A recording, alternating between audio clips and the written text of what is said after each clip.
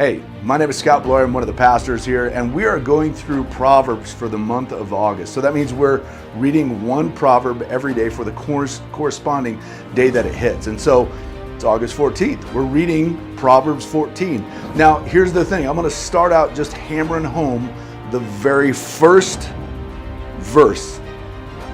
two verses of Proverbs 14. Let me read those to you. A wise woman builds her home, but a foolish woman tears it down with her own hands. Now, many people may read that and go, oh, they're talking about the physical home. They're not talking about the physical home. They're talking about the home that you create by being a godly woman in the relationships that you are.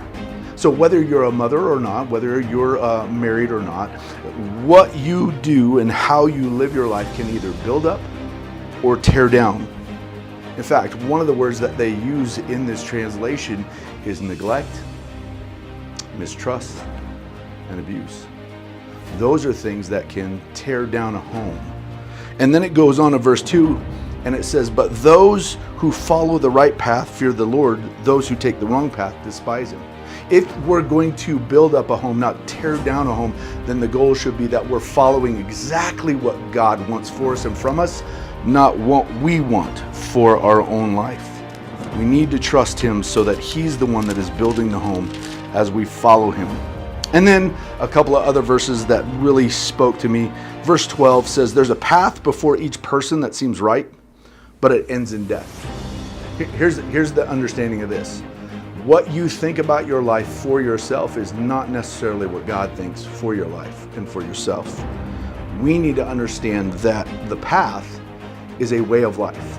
God puts us on a path, and that path is right. See, the path that we think is right that ends in death, that's all filled with sin. We do sin. We're all broken people. And that sin will always take us down the wrong path. And we need to seek what God wants for us in that path, which leads us to verses 29 and 30. I love 29 and 30. Verse 29 says this, people with understanding control their anger. A hot temper shows great foolishness.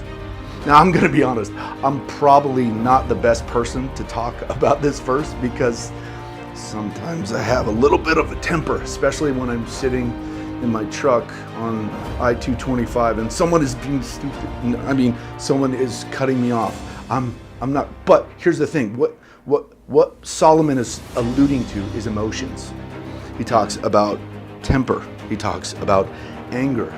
Those are things that can lead us to a place that God doesn't want us to be. In fact, what we should be looking at is verse 30. Verse 30 says, a peaceful heart leads to a healthy body. Jealousy is like cancer in the bones.